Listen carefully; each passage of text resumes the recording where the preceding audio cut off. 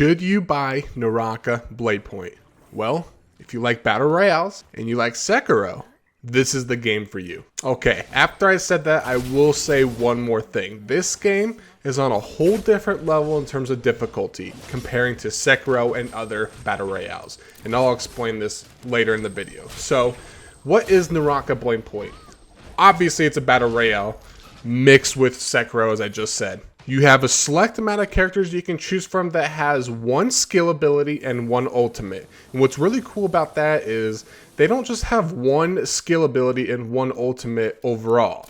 As you play the game and level up those characters, you can unlock more of their abilities and you can choose which ones you want to rock. So let's use Yoruhime for instance. She has a skill ability where if you throw her blade, she can then cast it again and teleport to it and knock up an enemy. Well, if you unlock her second skill ability, she throws her blade out and it stun locks the enemy in it for a couple of seconds. And then she has a third skill ability where if you throw it out in front of you, it's a giant blade that just spins slowly forward in front of you and just knocking everyone that tries to jump on your butt. So it's really cool that if you see another Yoruhime out there on the battlefield, they might not have the same build as you. So the variety, the customization, the uniqueness in this game really pulled me in. And I cannot tell you guys how addicted I am to this game. I haven't felt like this for a video game and basically since Black Ops 2. This game's been out for a week and a half, and keep in mind, I work full-time as well, so I don't have all the time in the world to play video games, so I try to play when I can, and I still have about 70, 80-something hours into this game after a week or two playing, and that is just crazy. Should you get this game, what's good about it, what's bad about it? There's got to be some bad things, there's, not any video game is all sunshine and rainbows. No, there's a couple bad things with this game, and I'll explain this right now. So there are some cheaters in this game, as any other video game, so that's not, that's expected. However, I think the devs are really trying to work on limiting that.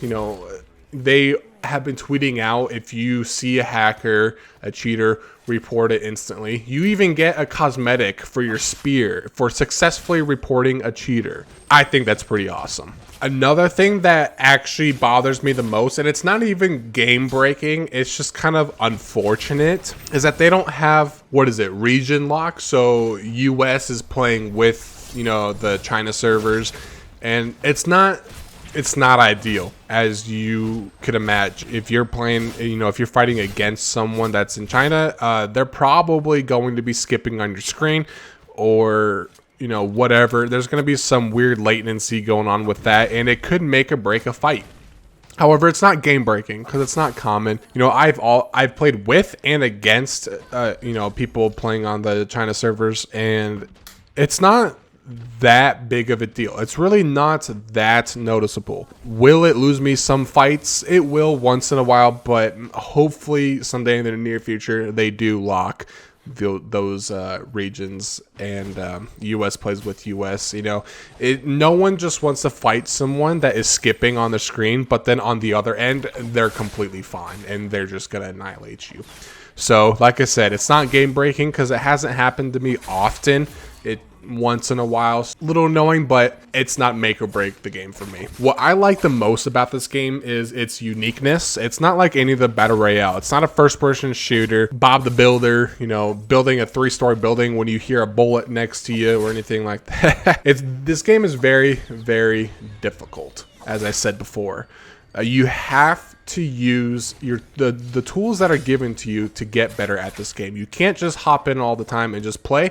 Well, you can. It's just going to take you longer to get. It's just going to take you longer to get better, and you're going to get wrecked even more. So this game provides you a lot of tools to get better. They have a playlist specifically that's like a team deathmatch. You go in and just fight. You just fight people and you respawn and just keep fighting. That's really, really good to just try to master the weapon combos, the characters' abilities, and bring that into the actual solos and trios and Battle Royale. This game also has a practice mode where you can just fight against bots, and that is phenomenal. I love games that have that because there's a lot of different combos in this game. Every weapon has their own specific combos, And that's another reason why I love this game. It's just the uniqueness, the diversity. You know, it's not, you're not gonna walk up on someone and the fight is gonna be neck and neck, or the moves are gonna be neck and neck. They're gonna be so unique. They're gonna be so challenging. You're gonna have to be on your A game if you want to win in this video game. And I will tell you this: when you win, even when you get kills, it is so freaking satisfying. I love it.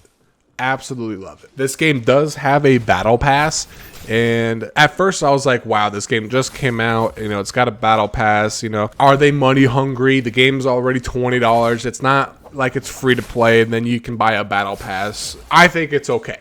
I think it's okay. It's all cosmetic things in the battle pass, so I'm not upset with it. It is, you know, it's standard price as any other battle pass in a video game. What I do like about this battle pass specifically, I think Rocket League does the same thing. When you reach the highest tier, you aren't just a sitting duck to the end of the season. You can actually go beyond that, and it's infinite. You can go beyond that and just get like resource materials. You don't get new items and stuff. Well, you could, because every like 5 tiers or something like that, after the maximum level in the battle pass, you can get a chest and unlock something cool. So that's really cool that you still have some stuff to work for in the battle pass even when you max it out. And it's always 1,000 levels above your current level. So it's infinite. Most of them are just resource materials, but you can still get stuff and not just be sitting there waiting for the next season to start. I will say, go into the practice mode or go into the team deathmatch mode and just play each character and play them for a couple of games and see who best fits you. I love playing Yodohime because I'm a get in there, deal damage, and kill everyone type of person. You know, I play assassins, you know, high damage people in League. I love playing aggro in Valorant. I play Raze. That's just my play style. And I love how this game has a character for every play style. I love it. They've got a healer, they've got a tank, they've got damage, they've got support. I love it. It's phenomenal. And the combos that you can pull off, not only with like your weapons and stuff, but you and your buddies, you can pull off crazy combos with each other's ults. So Viper is a character in this game. Her ult, she does like a 5-second cast, and there'll be like a purple beam that attaches from her to an enemy, and it lasts for 5 seconds. And if that beam is attached to them for the whole 5 seconds, you know, when the cast finishes, boom, they get stun locked for 5 whole seconds. That's a very long time. And it's really awesome when you pair that up with, say, Yodohime, and you use her ult, or you use the Titan's ult, and it's very easy for him to just grab people because they're stun locked. Just the combos that you can pull off with each character, I love it. Now, I will say this battle royale is a melee-based battle royale. So most of their weapons, I shouldn't say most, half their weapons are melee, the other half are range. However, the range isn't your main. It's more so, think of it like Call of Duty. Your melee weapon is your primary weapon, and your range weapon is like your secondary weapon. You're gonna be using your melee weapon about 85% of the time. And your melee weapon, you're going to shoot 1 or 2 bullets when they're at range, and then you're going to close that distance again before you know it. Because there are grapplers in this game that really, really make or break the game. If you don't have a grappler in this game, like if you don't have grapplers in your inventory to move around or to grapple onto an enemy, you're basically like an Attack on Titan, but without your gear on you to move around from building to building. You are a sitting duck and you will die. You need your grapplers so you can close that distance very, very quick. So range weapons, they don't make or break the game. You can literally win 10 out of 10 games with 0 melee weapons, with 0 range weapons and only melee weapons. So this game is really melee driven, and I love that because, like I said, it's a samurai-esque, Sekiro-esque game, but in battle royale style, and that's what makes the game fun. And this game has, you know, the standard rarities. It's got the grays, the blues, the purples, and the golds. You know, obviously in that order from worst to best.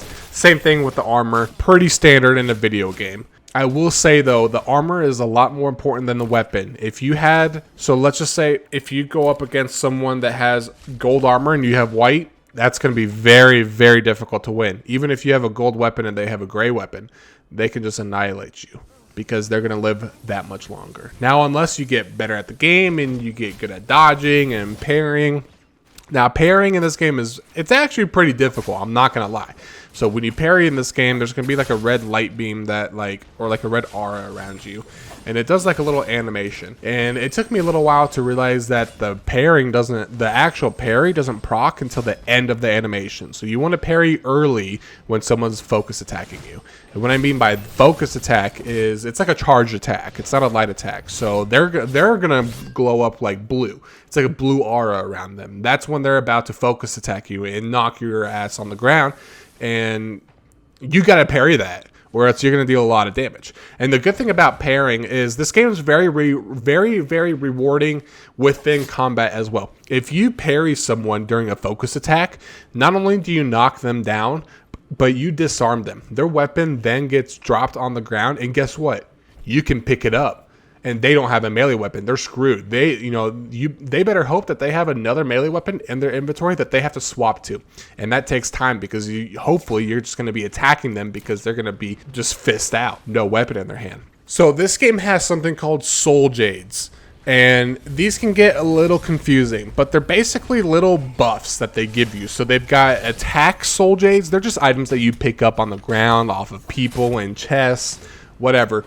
They got the attack soul jades that give you a little boost of percentage in attack. They've got health soul jades. They've got melee resist, ranged resist. They've got silent footsteps. They're just little perks to get you going, to get you more beefier in the game. Now, I highly recommend running some melee resist because technically that makes you a lot tankier in the game because like I said a little bit ago, that this game is melee based. It's very, very melee based. And so running melee resist just makes you that much tankier. So it's really cool that they've got that in the game as well. The different builds you can rock, the combinations, it's what drives me into this game and what keeps me from playing it. Some of you guys out there might be like, how are the cosmetics? They're phenomenal. I love the cosmetics in this game and the customization to the characters as well. You can customize the nose, the ears, the chin, the cheeks, the jawline, the forehead, the eyes, the eyebrows. You can make your character look like Aquaman, or you can make him look like a stuffed animal that got ran over by a garbage truck. It's awesome. You have no idea how many times I'll see someone that's running around that literally looks like a freaking Smurf that is just distorted, and it's just awesome. It's funny to see. Or you can make him look badass, and you can make a specific character like Tumult, I think it's what his name is. You can make him look like Aquaman. So the in-depth customization in this game is amazing, and the cosmetics in this game is also really, really cool. And you get a lot of them just by playing and unlocking chests and in the battle pass, and it's really, really awesome. It's really hard to screw up cosmetics, I feel like, but this game does a good job. So should you give this game a shot? It is $20. I think it should stay at $20. It shouldn't be free, in my opinion, because then more hackers are just going to join the game and ruin it for the majority that just want to have a good time or play it competitively. It's only 20 bucks. Give it a shot. It is phenomenal. It is by far my favorite game I have played in a very long time. And I play a lot of games. I'm a gamer. I'm not a casual gamer. I'm a gamer. This is my main game. This is going to be my main game for a very long time. So there you have it, guys. Should you get Naraka Bladepoint? Yes. In my opinion, you should get it. Try it out. If you do, let me know what you think. Rank up. I am almost in plat, so I have experienced a lot in this game. Some ups and downs, and I will say there are a lot more ups than downs. But nevertheless, hopefully you guys enjoyed the video. I'll catch you on the next one.